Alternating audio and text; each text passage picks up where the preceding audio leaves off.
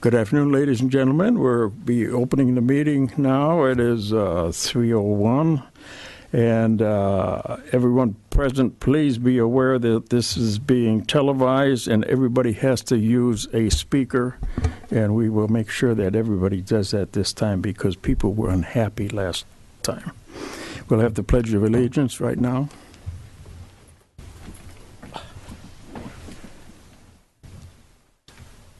I pledge allegiance to the flag of the United States of America and to the republic for which it stands, one nation, under God, indivisible, with liberty and justice for all.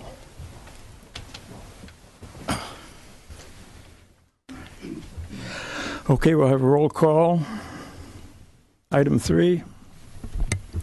Board Member Sterling. Present. Board Member Fullerton. Present. Board Member Anderson, absent. Board Member Chair Nearing. Present. And Board Member Ryan Rose. Present. Okay, item number 4, welcome and swearing in of new board member Ryan Rose by the city clerk.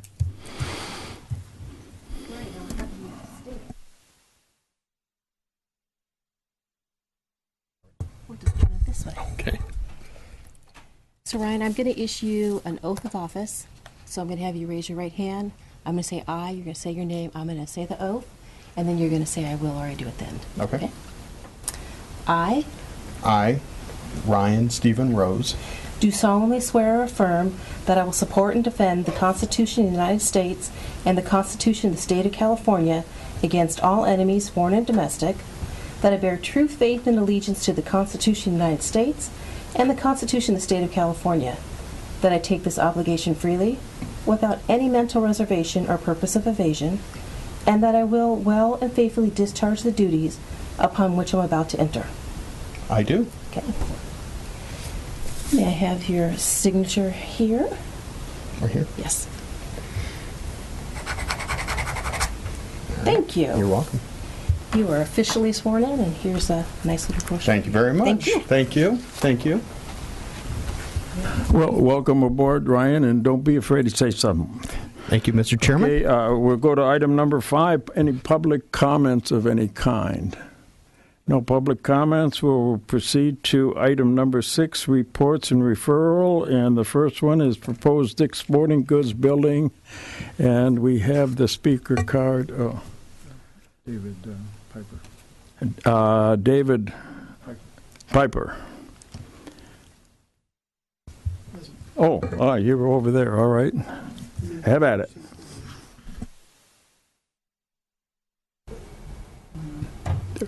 I'm in the driver's seat for the PowerPoint. Speak up so we can hear you, please. Sure. My name is David Piper. Yeah. My name is David Piper. I live in the city of Thousand Oaks, and I'm here on behalf of Mace Rich and the Oaks Shopping Center to discuss the Dick's Sporting Goods building and the multi-tenant building that we refer to as Pad C next to Movie Co. Both projects are in for entitlement with the city. Dick's Sporting Goods had a Planning Commission hearing on the 13th of July, and we are following up with planning staff to address the conditions. And the multi-tenant building is a 4-tenant building in the what's currently the lawn area on the Horseshoe Drive near Movie Co. And it is for a minor mod. It had been previously approved as a minor mod. We're making some minor revisions to the building and moving ahead with that project shortly. So we'll be bringing Dick's Sporting Goods to the Oaks pending the approvals. And our work for Mace Rich will be to deliver the pad to Dick's Sporting Goods. We will not be building the building. Dick's will build their own building. So all elements related to the interior of the building will be designed and built and permitted by Dick's Sporting Goods. And while I won't be able to speak to the interior elements today, I would like to get the board's thoughts and suggestions and concerns on anything related to the interior of this type of a building. What our work will entail is providing the pad, making sure that there are accessible routes from the parking lot to the store, and we have those delineated on the drawing I'm going to show you.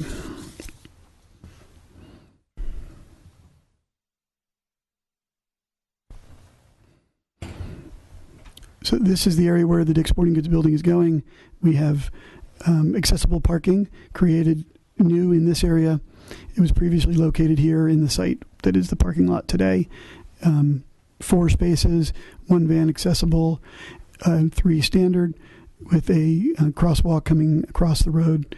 As a comment from the Planning Commission, we are going to provide upgraded paving, like an inlaid brick, on the road to more really delineate the crosswalk more than just striping. The accessible routes to the building include the pathway from the handicap parking or ADA parking here, and then sidewalks we're creating a new sidewalk in front of Lazy Dog across the front, and we'll connect with a new crosswalk and new sidewalk connecting in over by Macy's. This connection does not exist today. Any exiting that occurs out the emergency exits has ramps to get down to grade, and then the pathways would be through the service area or adjacent to the service area and along this route here.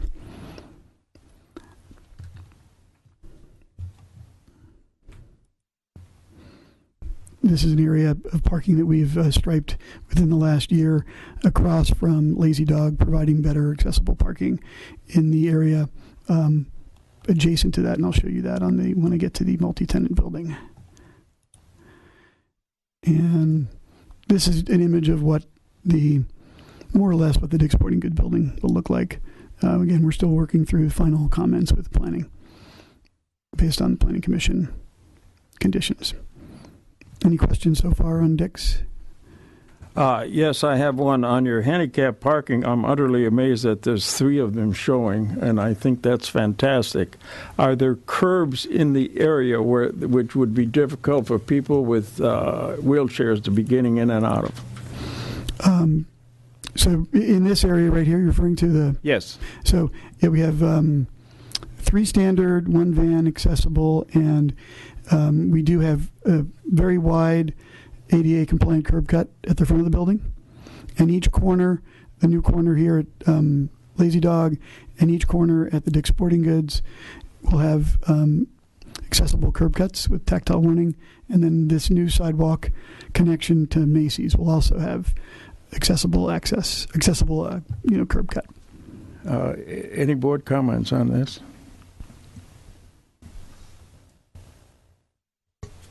I have another question for it. Will Dick's remove the parking that butts up to the outdoor entrance to the uncovered of the mall, leaving easy access for MovieCo? So in the existing, where the Dick's Sporting Goods building is going, is a parking lot today. It was entitled in 2008 as a future future building area, and this is kind of in line with that entitlement. There will be access through the store, but in order to get to MovieCo, the parking that is, let me zoom in on this. The MovieCo is down in this area, so there is still parking here, and there's parking in this area, in addition to other parking surrounding the center to get to MovieCo. Have I answered your question? Sorry.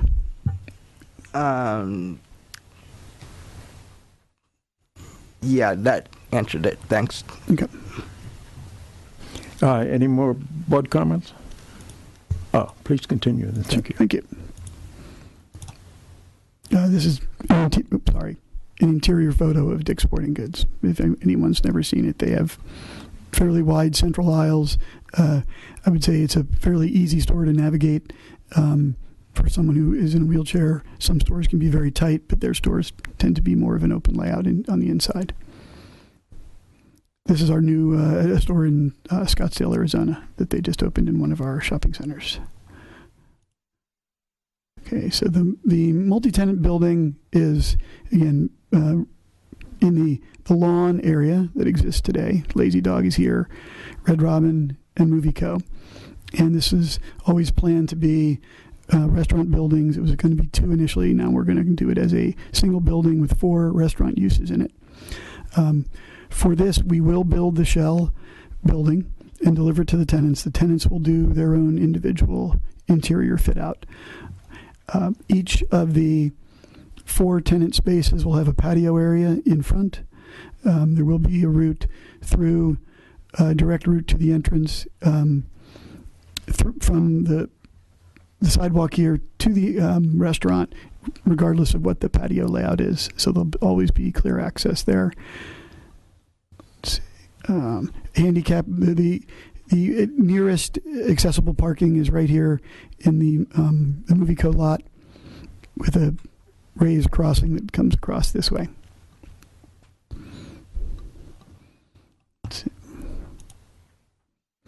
This is a slightly larger plan. You can maybe better see the patio areas for each of the 4 tenants. The accessible routes are noted with dashed lines, and there is also accessible egress from all of the second means of egress out the back door around to the front. There is a ramp here that does not comply with the exact width for ADA, but that this route here does comply with that. There are stairs here, and there is a ramp for anyone who is not wheelchair bound for second means of egress. The ramps do have handrails. Yes, they do. Okay, thank Yes, you. they do. Yeah. This is a 6-foot wide ramp here to make the grade difference down. This has a slight slope to it, this existing sidewalk, but all of the entrances are at a 2% cross slope or less. The buildings themselves, these 2 tenant spaces are 1 foot higher than these 2, and that's how we've mitigated the slope of the sidewalk here to create tenant spaces that do provide compliant access. This is an image of the front of the building. Again, patio areas will be along the front, and when we talk about patio covers, which 2 of the tenants will have, it would be something similar to the trellis that you see at Lazy Dog. They will have umbrellas with tables, but each tenant will have, these 2 tenants will have, the 2 on the left will have some kind of seasonal patio cover, similar to what you have at Stack today, where it could be more, create the dining space it's more accessible, more usable in the rainy climate, if ever that comes back. So, any questions about the multi-tenant building? Yeah, go ahead. Those stairs, do they also have handrails? Yes, they do. Yes. Okay, thanks.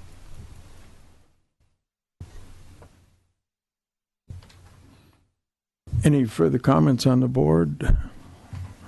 Thank you, gentlemen. We have 2 more speakers. We have an Aaron Spector. Aaron is the mall manager, and in case there were any questions that you have or had that relate to maybe more the operational aspects of the shopping center, Aaron and then Tish, who's the marketing manager, could answer those questions. I work on the design and development side. They're kind of in the front lines and can maybe provide more further answers if you have questions that relate more to the direct operation of the center.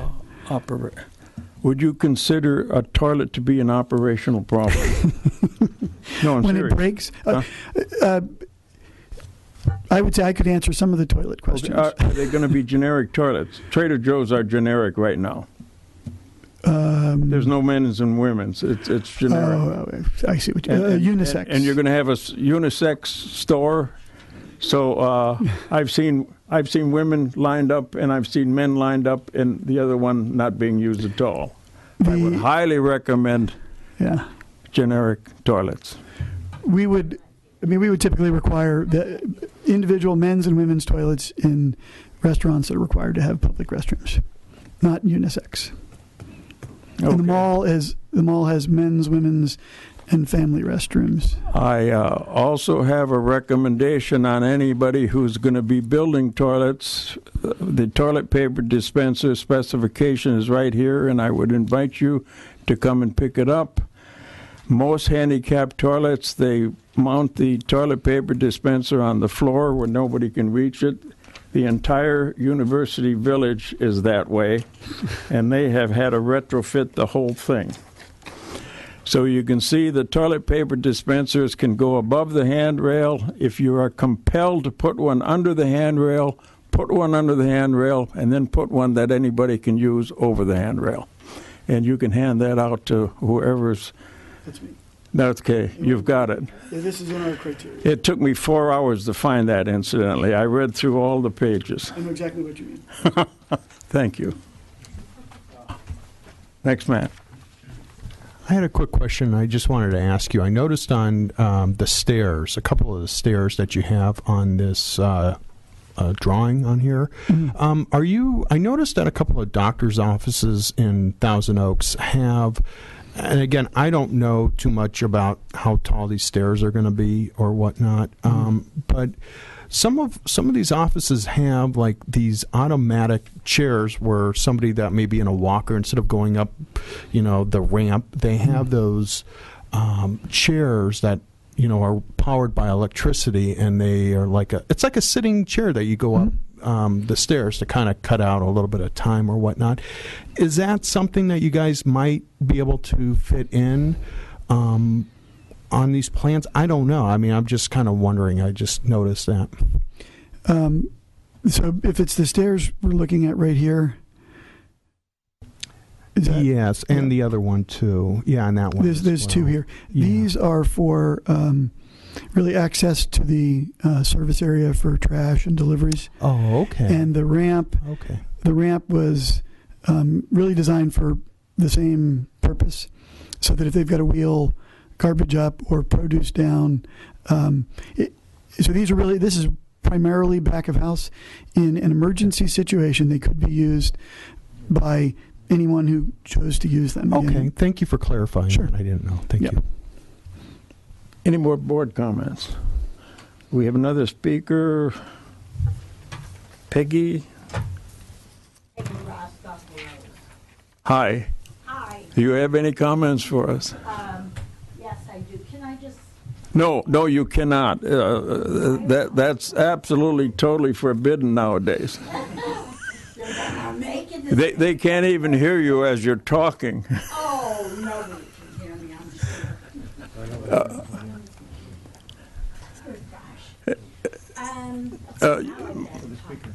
Softer. I'm sure. Okay.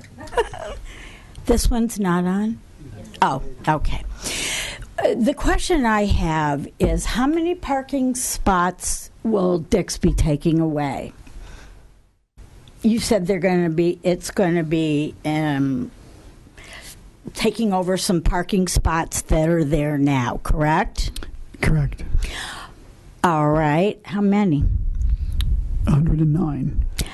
And out of those 109, how many disabled parking spots are currently there? 4. And you're only going to put in 3.5? We're putting in 4. You said 3 and then a van. Van That's accessible. what you said. Yes, each space is a compliant, accessible parking space. 3 standard and 1 van accessible. Van accessible has an 8-foot wide striped zone. Don't you think it would be just Pardon nice? me. Would the speaker please address your comments to the board? Okay, I apologize.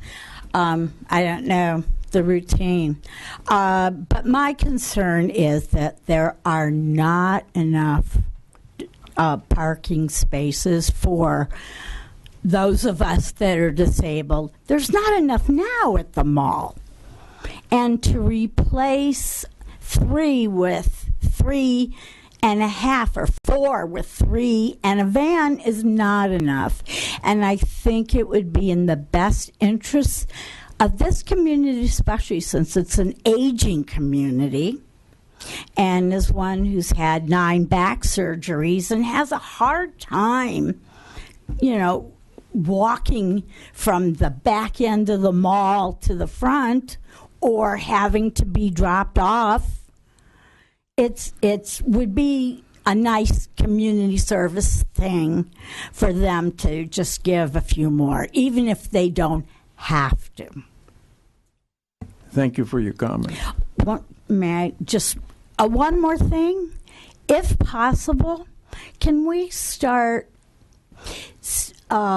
implementing in all new facilities an automatic door opener?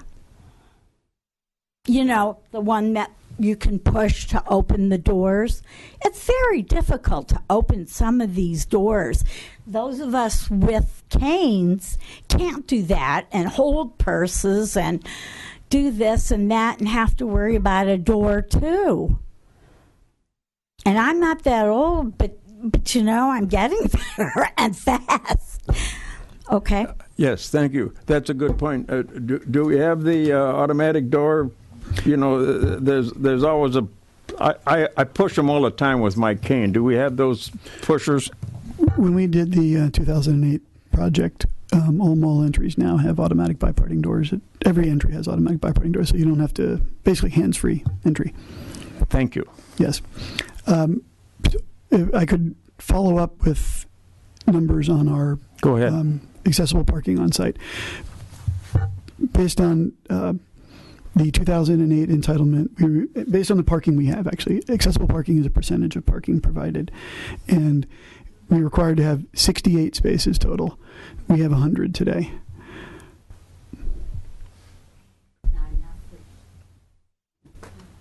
We have always tried to get people to do more than the minimum, and they have managed to do that. We had one project where they had no handrails on the ramps. We got that changed too. We had another project that they put 4 handicap parking places in front of the Gold's Gym building, which has yet to be parked, to be built, and they got moved. So we're getting there. Thank you. Bye-bye. We don't have any more comments from the board. Any more comments from the public? We don't. We've had everyone here. All right, then we will move on to item number 6B, curb cuts construction status report. And you guys are still doing a damn good job.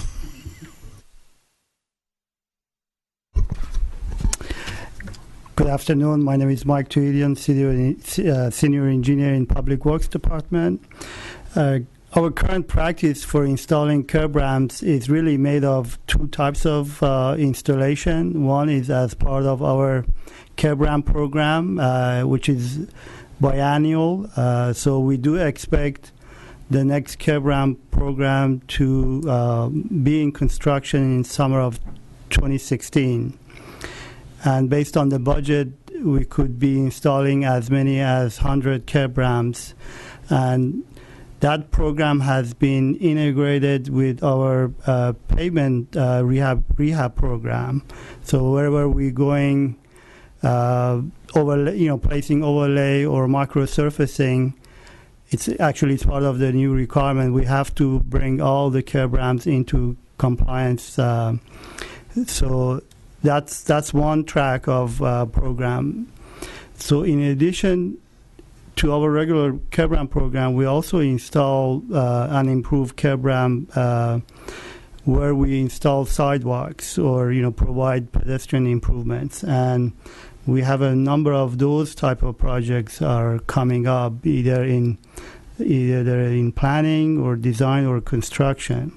So the next immediate curb ramp installation as part of a sidewalk improvement is on Los Feliz Phase 2 sidewalk project.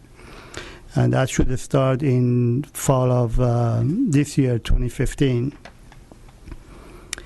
The next one, the next curb ramps, there are a number of them, maybe as many as 10 or 12 on Westlake Boulevard, which is in design phase. And that we're hoping to be in construction again by summer of 2016.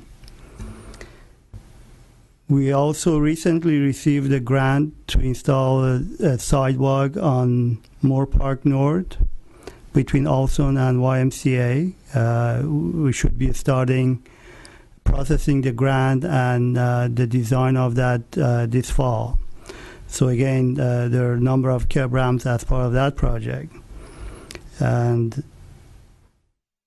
there is another project grant that we basically have received, providing the highway bill is extended. I know it gets a little bit political, but we're hoping that it's extended and we can put a sidewalk on Rancho Road between Teal Boulevard and Thousand Oaks Transportation Center on the west side. Again, there are a number of controlled crossings and curb ramps as part of that project that is coming up. And finally, the city applied for 4 active transportation program grants recently. And this is the new program that all the Safe Route to School is part of it. There is no more separate Safe Route to School grant available. So it's all part of this active transportation program, which we did apply for. Again, 4 applications. We're hoping to get some of them, and we'll find out if we're successful by end of this year. And that concludes my comments. Thank you very much. That was nice. Any board comments? Yes, I have a question. The last time we met, you were talking about the overlay programs that were going on. I was wondering if those were completed up to now. Yes, absolutely, yeah. All right, very good. So that was how many ramps were completed? I should have verified that number. I want to say 285 comes to my mind. It's on that order. So it was much larger program, in 2014. Going forward, our overlay programs are not as extensive as 2014. So that's why we're projecting about 100 new curb ramps as part of the new, at least 2016 overlay program. So through 2016, you're expecting another 100? Yes. Again, we are required by law now to upgrade all the curb ramps within any overlay project limits. Mm-hmm. So that's why the curb ramp program has been integrated with overlay and pavement rehab program. Great. Thank you very much. Okay. Any other board comments? Yes. On curb cuts. Yes. You said that you are starting the Westlake Boulevard in summer of 2016. Is the Westlake and Townsgate over by the Carl's Jr., is that one of them? Or when on your agenda will that take place? Are you talking about the short distance between Carl's Jr. to Westlake Boulevard? Yes. I think we heard from the board last time I was here, so we're going to... Culminating in the recent mathematical discovery that in order to mix a deck of cards by riffle shuffling,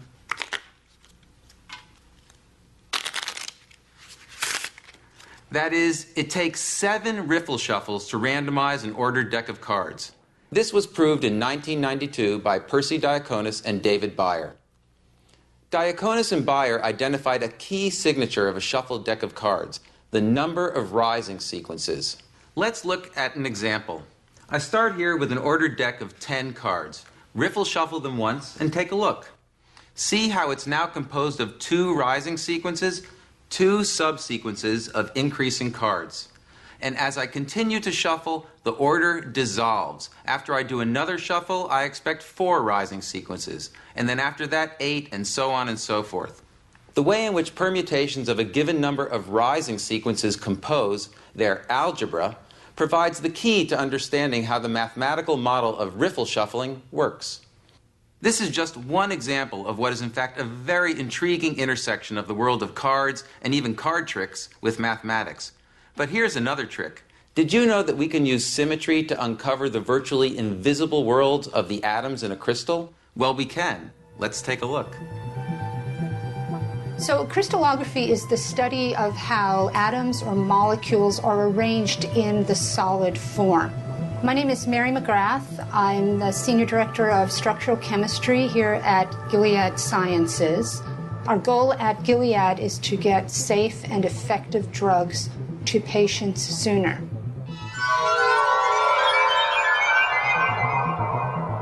So in the field of crystallography, symmetry is very important. Symmetry tells you how each molecule in the crystal is related to the other molecules. So we need to know that information in order to get out our final picture of what our protein looks like. It's also very important in just trying to complete our experiments successfully. We need to know those relationships. What we end up doing is using math as a lens to refocus our image. When we are able to provide a picture in crystallography of the protein target to the chemists, they are able to specifically design for that protein. So what ends up happening is you accelerate the drug discovery process. Instead of taking 10 years to come up with a potent compound, maybe now it would take 3 or 4 years.